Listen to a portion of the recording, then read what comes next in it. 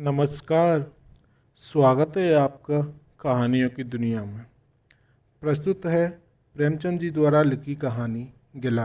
कहानी सुनने से पहले अगर आपने अभी तक मेरे चैनल को सब्सक्राइब नहीं किया है तो कृपया चैनल को सब्सक्राइब अवश्य करें। तो आइए चलते हैं कहानी की ओर। जीवन का बड़ा भाग इसी घर में गुजर गया, पर कभी आराम ना नसीब हुआ। मेरे पति संसार की दृष्टि में बड़े सज्जन, बड़े शिष्ट, बड़े उदार और बड़े सौम्य होंगे, लेकिन जिस पर गुजरती है वही जानता है। संसार को उन लोगों की प्रशंसा करने में आनंद आता है जो अपने घर को भाड़ में झोंक रहे हों, गैरों के पीछे अपना सर्वनाश किए डालते हों। जो प्राणी घर वालों के लिए मरता है उनकी प्रशंसा संसार वाले नहीं करते। वह तो उनकी दृष्टि में स्वार्थी है, कृपण है, संकीर्ण हृदय है, आचार भ्रष्ट है। इसी तरह जो लोग बाहर वालों के लिए मरते हैं उनकी प्रशंसा घर वाले क्यों करने लगे भला। अब इन्हीं को देखो, सारे दिन मुझे जलाया करते हैं। मैं पर्दा तो नहीं करती, लेकिन सौदे सुलभ के लिए बाजार जाना बुरा मालूम होता है। और इनका ये हाल है कि चीज़ें मंगवाओ तो ऐसी दुकान से लाएंगे जहाँ कोई ग्राहक भूलकर भी ना चाहता हो। ऐसी दुकान पर ना तो चीज़ अच्छी मिलती है और ना तौल ठीक से होती है, ना दाम ही उचित होते हैं। यह दोष ना होते तो वो दुकान बदनाम ही क्यों होती। पर इन्हें ऐसी ही गई बीती दुकानों से चीज़ लाने का मर्ज है। बार बार कह दिया, साहब किसी अच्छी चलती ही दुकान से सौदा लाया करो, वहाँ माल अधिक खपता है इसलिए ताज़ा माल आता रहता है। पर इनकी तो टटपुंजियों से बनती है और वे इन्हें उल्टे छुरे से मूड़ते हैं। गेहूँ लाएंगे तो सारे बाजार से खराब, गुना हुआ चावल ऐसा मोटा कि बैल भी न पूछे, दाल में कढ़ाई और कंकर भरे हुए, मानो लकड़ी जला डालो, क्या मजाल की गले। घी लाएंगे तो आधो आध तेल या 16 आने कोको जैम, और दरअसल तौल में एक छटाक कम। तेल लाएंगे तो मिलावट, बालों में डालो तो चिमट जाएं, पर दाम दे आएंगे शुद्ध आंवले के तेल का। किसी चलती हुई नामी दुकान पर जाते तो इन्हें जैसे डर लगता है, शायद ऊंची दुकान और फीके पकवान के कायल हैं। मेरा अनुभव तो यह है कि नीची दुकान पर ही सड़े पकवान मिलते हैं। एक दिन की बात हो तो बर्दाश्त कर ली जाए, रोज रोज का टंटा ना सहा जाता। मैं पूछती हूँ, आखिर आप तटपुंजियों की दुकान पर जाते ही क्यों हैं? क्या उनके पालन पोषण का ठेका तुम्ही ने लिया है? आप फरमाते हैं। मुझे देखकर सबके सब बुलाने लगते हैं। वाह, क्या कहना है, कितनी दूर की बात कही है। जरा इन्हें बुला लिया और खुशामद के दो शब्द सुना दिए, थोड़ी सी स्तुति कर दी, बस आपका मिजाज आसमान पर जा पहुंचा। फिर इन्हें सुध नहीं रहती कि यह कूड़ा करकट बांध रहा है या क्या। पूछती हूँ, तुम उस रास्ते से जाते ही क्यों हो? क्यों किसी दूसरे रास्ते से नहीं जाते? ऐसे उठाई गिरों को मुँह ही क्यों लगाते हो? इसका कोई जवाब नहीं, एक चुप सौ बाधाओं को हराती है। एक बार एक गहना बनवाने को दिया। मैं तो महाशय को जानती थी, इनसे कुछ पूछना बेहद समझा। अपनी पहचान की एक सुनार को बुला रही थी। संयोग से आप ही विराजमान थे। बोले, ये संप्रदाय विश्वास के योग्य नहीं, धोखा खाओगी। मैं एक सुनार को जानता हूँ, मेरे साथ पड़ा हुआ है, वर्षों साथ साथ खेले हैं, वो मेरे साथ चालबाजी नहीं कर सकता। मैंने भी समझा, जब इनका मित्र है और वो भी बचपन का, तो कहाँ तक दोस्ती का हक न अदा करेगा। सोने का एक आभूषण और 100 रुपये इनके हवाले किए। इस भलीमानस ने वह आभूषण और रुपए ना जाने किस बेईमान को दे दिए कि वर्षों के झंझट के बाद जब चीज़ बनकर आई तो 8 आने तांबा और इतनी भद्दी कि देखकर घिन्न लगती थी। वर्षों की अभिलाषा धूल में मिल गई, रो पीट कर बैठ रही। ऐसे ऐसे वफादार तो इनके मित्र हैं, जिन्हें मित्र की गर्दन पर छुरी फेरने पर भी संकोच नहीं। इनकी दोस्ती भी उन्हीं लोगों से है जो जवानी भर के जट्टू गिरहकट लंगोटी में फाक खेलने वाले और पाके मस्त हैं, जिनका उद्यम ही इन जैसे आँख के अंधों से दोस्ती गांठना है। नित्य ही एक न एक महाशय उधार मांगने के सिर पर सवार रहते हैं और बिना लिए गला नहीं छोड़ते। मगर ऐसा कभी ना हुआ कि किसी ने रुपए चुकाए हों। आदमी एक बार खोकर सीखता है, 2 बार खोकर सीखता है, किंतु भलीमानस 1000 बार खोकर भी नहीं सीखते। जब कहती हूँ रुपए तो दे आई, अब मांग क्यों नहीं लाते? क्या मर गए तुम्हारे वो दोस्त? तो बस बंगले झांक कर रह जाते हैं। आपसे मित्रों को सूखा जवाब नहीं दिया जाता। खैर, सूखा जवाब ना दो, मैं भी नहीं कहती कि दोस्तों से बेमुरौती करो, मगर चीनी चुपड़ी बातें तो बना सकते हो। बहाने तो कर सकते हो। किसी मित्र ने रुपए मांगे और आपके सिर पर बोझ पड़ा, बेचारे कैसे इनकार करें। आखिर लोग जान जाएंगे कि ये महाशय भी कुक्कल ही हैं। इनकी हवीस यह है कि दुनिया इन्हें संपन्न समझती रहे, चाहे मेरे गहने ही क्यों ना गिरवी रखने पड़े। सच कहती हूँ, कभी कभी तो एक एक पैसे की तंगी हो जाती है और इन भले आदमी को रुपए जैसे घर में काटते हैं। जब तक रुपए के बारे न्योरे ना कर लें, इन्हें चैन नहीं। इनके करतूत कहाँ तक गाऊं, मेरी तो नाक में दम आ गया। एक न एक मेहमान रोज यमराज की भांति सिर पर सवार रहते हैं। ना जाने कहाँ के बेफिक्रे इनके मित्र हैं। कोई कहीं से आकर मरता है, कोई कहीं से। घर क्या है, अपाहिजों का अड्डा हो जैसे। जरा सा तो घर, मुश्किल से 2 पलंग, ओढ़ना बिछौना भी फालतू नहीं। मगर आप हैं कि मित्रों को निमंत्रण देने को तैयार। आप तो अतिथि के साथ लेटेंगे, इसलिए इन्हें चारपाई भी चाहिए, ओढ़ना बिछौना भी चाहिए, नहीं तो घर का पर्दा खुल जाएगा। जाता है मेरे बच्चों के सिर। गर्मियों में तो खैर कोई मुजायका नहीं, लेकिन जाड़ों में तो ईश्वर ही याद आते हैं। गर्मियों में भी खुली छत पर तो मेहमानों का अधिकार हो जाता है। अब मैं बच्चों को लिए पिंजड़े में पड़ी फड़फड़ाया करूं। इन्हें इतनी समझ भी नहीं कि जब घर की यह दशा है तो क्यों ऐसे मेहमानों को बनाएं जिनके पास कपड़े लत्ते तक नहीं। ईश्वर की दया से इनके सभी मित्र इसी श्रेणी के हैं। एक भी ऐसा माई का लाल नहीं जो समय पड़ने पर धेले से भी इनकी मदद कर सके। दो एक बार महाशय को इसका अनुभव और अत्यंत कटु अनुभव हो चुका है, मगर इस जड़ भरत ने जैसे आंखें न खोलने की कसम खाली है, ऐसे ही दरिद्र भट्टाचार्यों से इनकी पटती है। शहर में इतने लक्ष्मी पुत्र हैं, पर आपका किसी से परिचित नहीं। उनके पास जाते इनकी आत्मा दुखती है। दोस्ती गांटेंगे ऐसों से जिनके घर में खाने का ठिकाना नहीं। एक दिन हमारा कहार छोड़कर चला गया और कई दिन तक कोई दूसरा कहार ना मिला। किसी चतुर और कौशल कहार की तलाश में थी, किंतु आपको जल्द से जल्द कोई आदमी रख लेने की धुन सवार हो गई। घर के सारे काम पूर्ववत चल रहे थे, पर आपको मालूम हो रहा था कि गाड़ी रुकी हुई है। मेरा झूठे बर्तन मांजना और अपना साग भाजी के लिए बाजार जाना इनके लिए असह्य हो उठा। एक दिन जाने कहाँ से एक बागड़ू को पकड़ लाए। उसकी सूरत कही देती थी कि कोई जागलू है, मगर आपने उसका ऐसा बखान किया कि क्या कहूँ। बड़ा होशियार है, बड़ा आज्ञाकारी, गजब का सलीकेदार और बहुत ही ईमानदार है। खैर, मैंने उसे रख लिया। मैं बार बार क्यों इनकी बातों में आ जाती हूँ, इसका मुझे स्वयं आश्चर्य है। ये आदमी केवल रूप से आदमी था, आदमियत के तौर और कोई लक्षण उसमें ना थे। किसी काम की तमीज नहीं। बेईमान ना था, पर गधा अव्वल दर्जे का। बेईमान होता तो कम से कम इतनी तस्कीन तो होती कि खुद खा जाता। अभागा दुकानदारों के हाथ में लुट जाता था। 10 तक की गिनती उसे न आती थी। 1 रुपया देकर बाजार भेजूं तो संध्या तक हिसाब ना समझा सके। क्रोध पी पी कर रह जाती थी। रक्त खोलने लगता था कि दुष्ट के कान उखाड़ लूं, मगर इन महाशय को उसे कभी कुछ कहते नहीं देखा। डांटना तो दूर की बात है। आप नहा धोकर धोती छांट रहे हैं और वह दूर बैठा तमाशा देख रहा है। मैं तो बच्चा का खून पी जाती, लेकिन इन्हें जरा भी गम नहीं। जब मेरे डांटने पर धोती छांटने जाता भी तो आप उसे समीप न आने देते, बस उसकी दोषों को गुड़ बनाकर दिखाया करते, और इस प्रयास में सफल ना होते तो दोषों पर पर्दा डाल देते थे। मूर्ख को झाड़ू लगाने की तमीज न थी। मर्दाना कमरा ही तो सारे घर में ढंग का एक कमरा है। उसमें झाड़ू लगाता तो इधर की चीज़ उधर कर देता, ऊपर की चीज़ नीचे, मानो कमरे में भूकंप आ गया हो। आई गर्द का यह हाल कि सांस लेना कठिन, पर आप शांतिपूर्वक कमरे में बैठे हैं, जैसे कोई बात ही नहीं। एक दिन मैंने उसे खूब डांटा, कल से ठीक ठाक झाड़ू ना लगाई तो कान पकड़ कर निकाल दूंगी। सवेरे सोकर उठी तो देखती हूँ कमरे में झाड़ू लगी हुई है और हर एक चीज़ करीने से रखी हुई है। गुरुद्वार का नाम नहीं। मैं चकित होकर देखने लगी तो आप हंसकर बोले, देखती क्या हो, आज गुरु ने बड़े सवेरे उठकर झाड़ू लगाई है।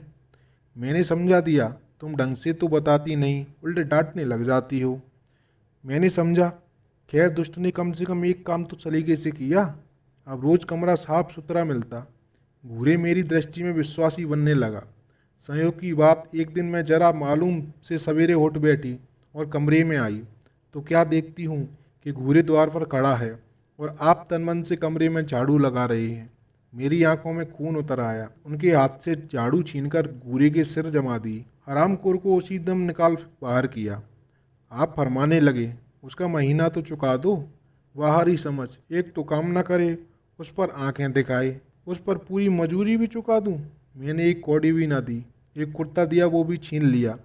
इस पर जड़ भरत महाशय मुझसे कई दिन रूठे रहे, घर छोड़कर भागे जाते थे, बड़ी मुश्किलों से रुके। ऐसे ऐसे भोंदू भी संसार में पड़े हुए हैं। मैं ना होती तो शायद अब तक इन्हें किसी ने बाजार में बेच लिया होता। एक दिन मेहतर ने उतारे कपड़ों का सवाल किया। इस बेकारी के ज़माने में फालतू कपड़े तो शायद पुलिस वालों या रईसों के घर में हों, मेरे घर में तो ज़रूरी कपड़े भी काफ़ी नहीं। आपका वस्त्रालय एक बक्ची में आ जाएगा, जो डाक के पार्सल में कहीं भेजा जा सकता है। फिर इस साल जाड़ों के कपड़े बनवाने की नौबत ना आई। पैसे नज़र नहीं आते, कपड़े कहाँ से बने। मैंने मेहतर को साफ जवाब दे दिया। कड़ाके का जाड़ा पड़ रहा था, इसका अनुभव मुझे कम ना था। गरीबों पर क्या बीत रही है इसका भी मुझे ज्ञान था, लेकिन मेरे या आपके पास खेत के सिवा इसका और क्या इलाज है। जब तक समाज का यह संगठन रहेगा, ऐसी शिकायतें पैदा होती रहेंगी। जब एक एक अमीर और रईस के पास एक एक मालगाड़ी कपड़ों से भरी हुई है, तब फिर निर्धनों को क्यों ना नंगता का कष्ट उठाना पड़े। खैर, मैंने तो मेहतर को जवाब दे दिया। आपने क्या किया कि अपना कोट उठाकर उसकी भेंट कर दिया। मेरी देह में आग लग गई। इतनी दानशी नहीं हूँ कि दूसरों को खिलाकर आप सो रहूं। देवता के पास यही एक कोट था। आपको इसकी जरा भी चिंता न हुई कि पहनेंगे क्या। यश के लोभ ने जैसे बुद्धि ही हर ली। आप कई दिन सर्दी से टिटुरते रहे। प्रातःकाल घूमने जाया करते थे, वो बंद हो गया। ईश्वर ने उन्हें हृदय भी एक विचित्र प्रकार का दिया है। फटे पुराने कपड़े पहनते आपको जरा भी संकोच नहीं होता। मैं तो मारे लाज के गट जाती हूँ, पर आपको जरा फिक्र नहीं। कोई हंसता है तो हंसे आपकी वजह से। अंत में जब मुझसे ना देखा गया तो एक कोट बनवा दिया। जी तो जलता था कि खूब सर्दी का आने दूं, पर डरी कि कहीं बीमार पड़ जाए तो और बुरा हो। आखिर काम तो उन्हीं को करना है। महाशय अपने दिल में समझते होंगे मैं कितना विनीत, कितना परोपकारी हूँ। शायद उन्हें इन बातों का गर्व हो। मैं इन्हें परोपकारी नहीं समझती, ना विनीत ही समझती हूँ। यह जड़ता है, सीधी सादी निरीहता। जिस मेहतर को आपने अपना कोट दिया, उसे मैंने कई बार रात को शराब के नशे में मस्त झूमता देखा है, और आपको भी दिखाया है। फिर दूसरों की विवेकहीनता की प्रोति हम क्यों करें। अगर आप विनीत और परोपकारी होते, घर वालों के प्रति भी तो आपके मन में कुछ उदारता होती, या सारी उदारता बाहर वालों के लिए ही है। घर वालों को उसका लपांश भी न मिलना चाहिए। मेरी इतनी अवस्था बीत गई, पर इस भले आदमी ने कभी अपने हाथों से मुझे एक उपहार ना दिया। बेशक मैं जो चीज़ बाजार से मंगवाऊँ उसे लाने में इन्हें जरा भी आपत्ति नहीं, बिल्कुल उज्र नहीं, मगर रुपए मैं दे दूँ यह शर्त है। इन्हें खुद भी कभी उमंग नहीं होती। ये मैं जानती हूँ कि बेचारे अपने लिए भी कुछ नहीं लाते। मैं जो कुछ मंगवा दूँ उसी पर संतुष्ट हो जाते हैं। मगर आखिर आदमी कभी कभी शौक की चीज़ें भी चाहता ही है। अन्य पुरुषों को देखती हूँ, स्त्री के लिए तरह तरह के गहने, भांति भांति के कपड़े, शौक श्रृंगार की वस्तुएं लाते रहते हैं। यहाँ सब व्यवहार का निषेध है। बच्चों के लिए भी मिठाइयाँ, खिलौने, बाजे शायद जीवन में एक बार भी न लाए हों। शपथ भी खाली है। इसीलिए तो मैं उन्हें कृपण कहूँगी, अर्सिक कहूँगी, हृदय शून्य भी कहूँगी, उदार नहीं कह सकती। दूसरों के साथ इनका जो सेवा भाव है, उसका कारण है इनका यश लोभ और व्यवहारिक अज्ञानता। आपकी विनय का यह हाल है कि जिस दफ्तर में आप नौकर हैं, उसके किसी अधिकारी से आपका मेल जोल नहीं। अफसरों को सलाम करना तो आपकी नीति के विरुद्ध है। नज़र या डाली तो दूर की बात है, और तो और कभी किसी अफसर के घर नहीं जाते। इसका खामियाजा आप ना उठाएंगे तो कौन उठाए। औरों को रियायती छुट्टियां मिलती हैं, आपका वेतन कटता है। औरों की तरक्कियां होती हैं, आपको कोई पूछता भी नहीं।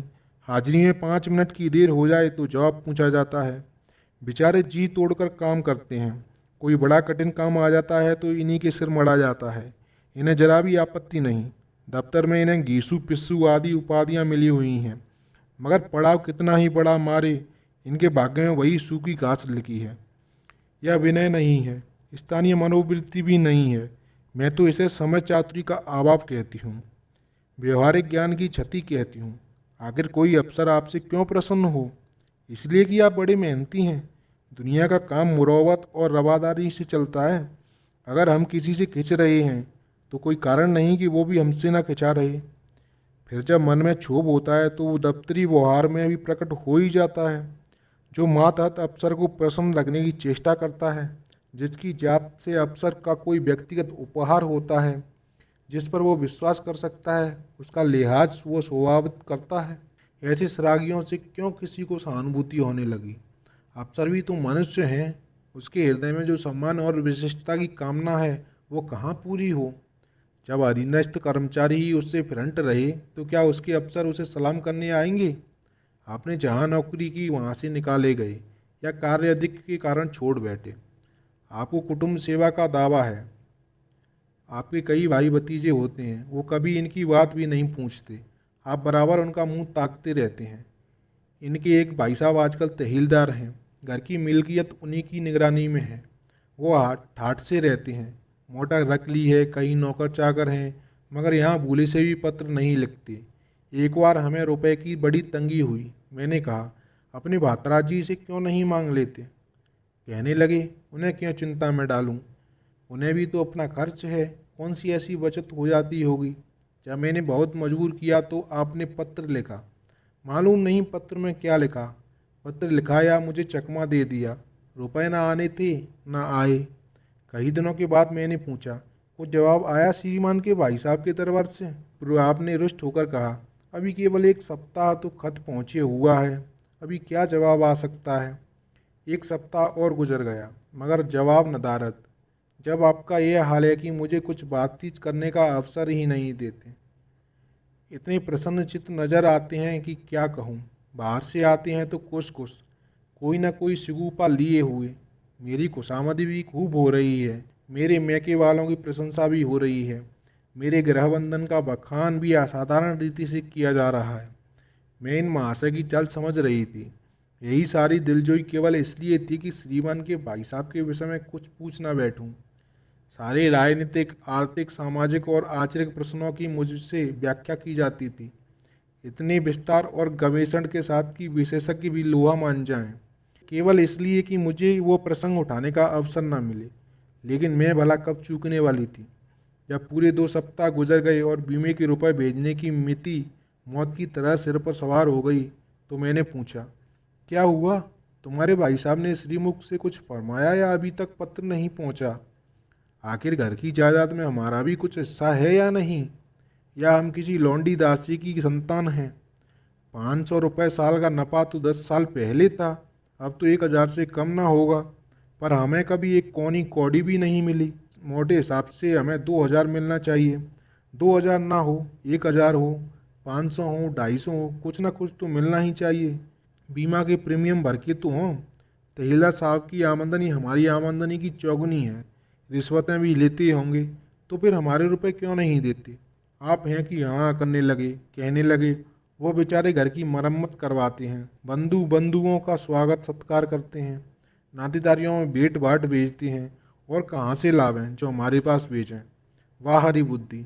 मानव जायदाद इसलिए होती है कि उसकी कमाई उसी में खर्च हो जाए।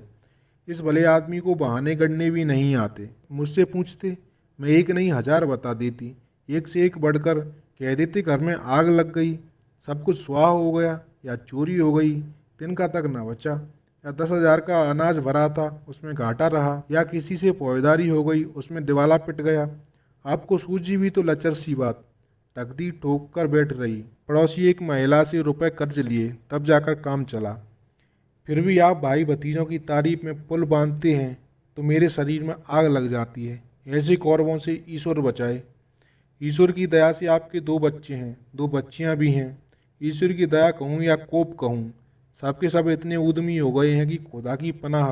मगर क्या मजाल है कि यह बंधु किसी को कड़ी आंखों से देखे। रात के 8 बज गए हैं, युवराज अभी घूमकर नहीं आए। मैं घबरा रही हूँ। आप निश्चित बैठे अखबार पढ़ रहे हैं। जल्लाई हुई जाती हूँ और अखबार छीनकर कहती हूँ, जाकर जरा देखते क्यों नहीं, लौंडा कहाँ रह गया? ना जाने तुम्हारा हृदय कितना कठोर है। यीशु ने तुम्हें संतान ही ना जाने क्यों दे दी। पिता का पुत्र के साथ कुछ तो धर्म है। तब आप भी गर्म हो जाते हैं। अभी तक नहीं आया, बड़ा शैतान है। आज बच्चा आते हैं तो कान उखाड़ लेता हूँ, मारे हंटरों की खाल उधेड़ कर रख दूंगा। यों बिगड़ कर तौस के साथ आप उसे खोजने निकलते हैं। संयोग की बात है, आप उधर जाते हैं, इधर लड़का आ जाता है। मैं पूछती हूँ, तू किधर से आ गया? तुझे वो ढूंढने गए हुए हैं। देखना आज कैसी मरम्मत होती है, ये आदत ही छूट जाएगी। दांत पीस रहे थे, आते ही होंगे अभी। छड़ी भी उनके हाथ में है। तुम इतने अपने मन के हो गए हो कि बात नहीं सुनते। लड़का सहम जाता है और लैंप जलाकर पढ़ने बैठ जाता है। महाशय जी 2 ढाई घंटे के बाद लौटते हैं, हैरान, परेशान और बदहवास। घर में पाँव रखते ही पूछते हैं, आया कि नहीं। मैं उनका क्रोध उत्तेजित करने के विचार से कहती हूँ, आकर बैठा तू है, जाकर पूछते क्यों नहीं। पूछकर हार गई, कहाँ गया था, कुछ बोलता ही नहीं। आप गरज कर कहते हैं, मन्नू यहाँ आओ। लड़का थर थर काँपता हुआ आकर आंगन में खड़ा हो जाता है। दोनों बच्चियां घर में छिप जाती हैं कि कोई बड़ा भयंकर कांड होने वाला है। छोटा बच्चा खिड़की से चूहे की तरह झांक रहा है। आप क्रोध से बौखलाए हुए हैं, हाथ में छड़ी है ही। मैं भी ये क्रोधोन्मत्त आकृति देखकर पछताने लगती हूँ कि कहाँ से इनसे शिकायत की। आप लड़के के पास जाते हैं, मगर छड़ी जमाने के बदले आहिस्ते से उसके कंधे पर हाथ रखकर बनावटी क्रोध से कहते हैं, तुम कहाँ गए थे जी। मना किया जाता है, मानते नहीं हो। खबरदार, जो अब कभी इतनी देर होगी। आदमी शाम को अपने घर चला जाता है या मटर गश्ती करता है। मैं समझ रही हूँ कि यह भूमिका है, विषय अब आएगा। भूमिका तो बुरी नहीं, लेकिन यहाँ तो भूमिका पर इति हो जाती है। बस आपका क्रोध शांत हो गया, बिल्कुल जैसे क्वार की घटा घेर घार हुआ, काला बादल आए, गड़गड़ाहट हुई और गिरी क्या 4 बूंदें। लड़का अपने कमरे में चला जाता है और शायद खुशी से नाचने लगता है। मैं पराभूत होकर कहती हूँ, तुम तो जैसे डर गए, भला 2 4 तमाचे तो लगाए होते। इसी तरह तो लड़के शेर हो जाते हैं। आप फरमाते हैं, तुमने सुना नहीं, मैंने कितने जोर से डांटा। बचा की जान ही निकल गई होगी। देख लेना जो फिर कभी देर से आए। तुमने डांटा तो नहीं। हाँ, आंसू पहुँच दिए। ओ, तुमने मेरी डांट सुनी भी नहीं। क्या कहना है आपकी डांट का।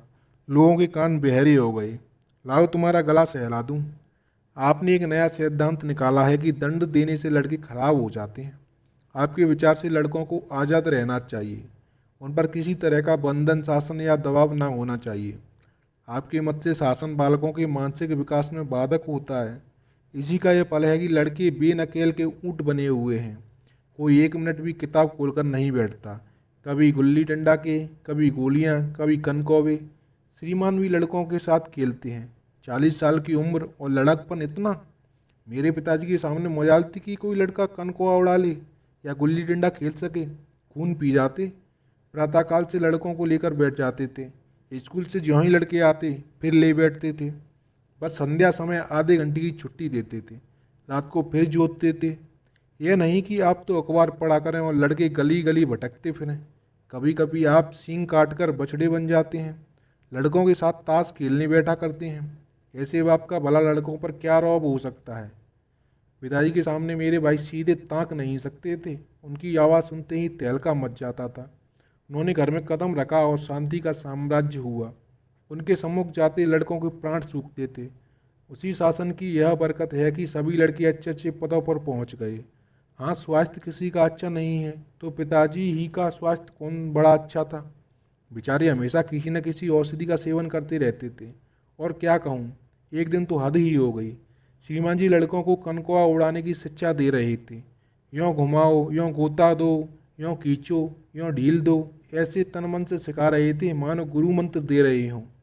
उसी दिन मैंने इनकी भी ऐसी खबर ली कि याद करते होंगे। तुम कौन होते हो मेरे बच्चों को बिगाड़ने वाले। तुम्हें घर से कोई मतलब नहीं है ना हो, लेकिन आप मेरे बच्चों को खराब ना कीजिए, बुरी बुरी आदतें ना सिखाइए। आप उन्हें सुधार नहीं सकते तो कम से कम बिगाड़िए तो मत। लगे बंगले झांकने। मैं चाहती हूँ एक बार ये भी गर्म पड़े तो अपना चंडी रूप दिखाऊं, पर यह इतना जल्द दब जाते हैं कि मैं हार जाती हूँ। पिताजी किसी लड़के को मेले तमाशे न ले जाते थे। लड़का सिर पटक पटक कर मर जाए मगर जरा भी न पसीजते थे। और इन महात्मा जी का ये हाल है कि एक एक से पूछकर मेले ले जाते हैं। चलो चलो, यहाँ बड़ी बहार है, खूब आतशबाजियाँ छूटेंगी, गुब्बारे उड़ेंगे, विलायती चरखियाँ भी हैं, उन पर मज़े से बैठना। और तो और आप लड़कों को हॉकी खेलने से भी नहीं रोकते। यह अंग्रेजी खेल भी कितने जानलेवा होते हैं। क्रिकेट, फुटबॉल, हॉकी, एक से एक घातक। गेंद लग जाए तो जान लेकर ही छोड़े। पर आपको इन सभी खेलों से प्रेम है। कोई लड़का मैच में जीत कर आ जाता है तो ऐसे फूल उठते हैं मानो किला जीत कर आया हो। आपको इसकी जरा भी परवाह नहीं कि चोट चपेट आ गई तो क्या होगा। हाथ पांव टूट गए तो बेचारों की ज़िंदगी कैसे पार लगेगी। पिछले साल कन्या का विवाह था। आपको जिद थी कि दहेज के नाम कानी कौड़ी भी ना देंगे, चाहे कन्या आजीवन कुंवारी बैठी रहे। यहाँ भी आपका आदर्शवाद आँख मूंदा। समाज के नेतागण चल प्रपंच आए दिन देखते रहते हैं, फिर भी आपकी आंखें नहीं खुलती। जब तक समाज की यह व्यवस्था कायम है और युवती कन्या का अविवाहित रहना निंदास्पद है, तब तक यह प्रथा मिटने की नहीं। दो चार ऐसे व्यक्ति भले ही निकल आवें जो दहेज के लिए हाथ ना फैलावें, लेकिन इसका परिस्थिति पर कोई असर नहीं पड़ता और कुप्रथा ज्यों की त्यों बनी हुई है। पैसे की तो कमी नहीं, दहेज की बुराइयों पर लेक्चर दे सकते हैं, लेकिन मिलते हुए दहेज को छोड़ देने वाला मैंने आज तक न देखा। जब लड़कों की तरह लड़कियों की शिक्षा और जीविका की सुविधाएं निकल आएंगी तो ये प्रथा भी विदा हो जाएगी। उससे के पहले संभव नहीं। मैंने जहाँ जहाँ संदेशा भेजा, दहेज का प्रश्न उठ खड़ा हुआ और आपने प्रत्येक अवसर पर टांग अड़ाई। जब इस तरह पूरा साल गुजर गया और कन्या को 17वां लग गया तो मैंने एक जगह बात पक्की कर ली। आपने भी स्वीकार कर लिया, क्योंकि वर पक्ष ने लेन देन का प्रश्न उठाया भी नहीं। हालांकि अंतकरण में उन लोगों को पूरा विश्वास था कि अच्छी रकम मिलेगी और मैंने भी तय कर लिया था कि यथाशक्ति कोई बात उठा ना रखूंगी। विवाह के सकुशल होने में कोई संदेह ना था, लेकिन इन महाशय के आगे मेरी एक न चली। यह प्रथा निंद्य है, यह रस्म निरर्थक है। यहाँ रुपए की क्या ज़रूरत, यहाँ गीतों का क्या काम, नाक में दम था। ये क्यों, वो क्यों, ये तो साफ दहेज है। तुमने मेरे मुंह में कालिक लगा दी, मेरी आबरू मिटा दी। जरा सोचिए, इस परिस्थिति को की बारात द्वार पर पड़ी हुई है और यहाँ बात बात पर शास्त्रार्थ हो रहा है। विवाह का मुहूर्त आधी रात के बाद था। प्रथा अनुसार मैंने व्रत रखा, परंतु आपकी टेक थी कि व्रत की कोई ज़रूरत नहीं। जब लड़के के माता पिता व्रत नहीं रखते, जब लड़का तक व्रत नहीं रखता, तो कन्या पक्ष वाले ही व्रत क्यों रखें। मैं और सारा खानदान मना करता रहा, लेकिन आपने नाश्ता किया, भोजन किया। खैर, कन्यादान का मुहूर्त आया। आप सदैव से इस प्रथा के विरोधी हैं, आप इसे निषिद्ध समझते हैं। कन्या क्या दान की वस्तु है? दान रुपए पैसे जगह जमीन का हो सकता है, पशुदान भी होता है, लेकिन लड़की का दान एक लचर सी बात है। कितना समझाती हूँ, पुरानी प्रथा है, वेदकाल से होती चली आई है, शास्त्रों में इसकी व्यवस्था है। संबंधी समझा रहे हैं, पंडित समझा रहे हैं, पर आप हैं कि कान पर जू नहीं रेंगती। हाथ जोड़ती हूँ, पैरों पड़ती हूँ, गिड़गिड़ाती हूँ, लेकिन मंडप के नीचे न गए। और मज़ा यह है कि आपने ही तो यह अनर्थ किया और आप ही मुझसे रूठ गए। विवाह के पश्चात महीनों बोलचाल न रही, जक मारकर मुझी को मानना पड़ा। किंतु सबसे बड़ी विडंबना ये है कि इन सारे दुर्गुणों के होते हुए भी मैं इनसे एक दिन भी पृथक नहीं रह सकती, एक क्षण का वियोग नहीं सह सकती। इन सारे दोषों पर भी मुझे इनसे प्रगाढ़ प्रेम है। इनमें यह कौन सा गुण है जिस पर मैं मुग्ध हूँ, मैं खुद नहीं जानती, पर इनमें कोई बात ऐसी है जो मुझे इनकी चेरी बनाए हुए है। वो जरा मालूम सी देर में घर आते हैं तो प्राण नहों में समा जाते हैं। आज यदि विधाता इनके बदले मुझे कोई विद्या और बुद्धि का पुतला, रूप और धन का देवता भी दे, तो मैं उसकी ओर आंखें उठाकर न देखूं।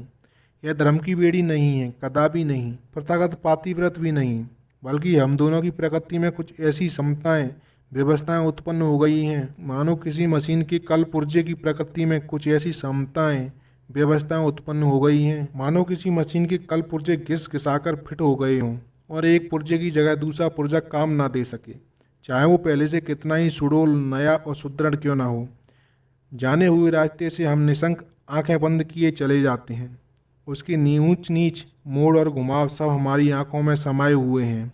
अनजान रास्ते पर चलना कष्टप्रद होगा। शायद आज मैं इनके दोषों को गुणों से बदलने पर भी तैयार ना होंगी। तो दोस्तों, ये थी आज की हमारी कहानी।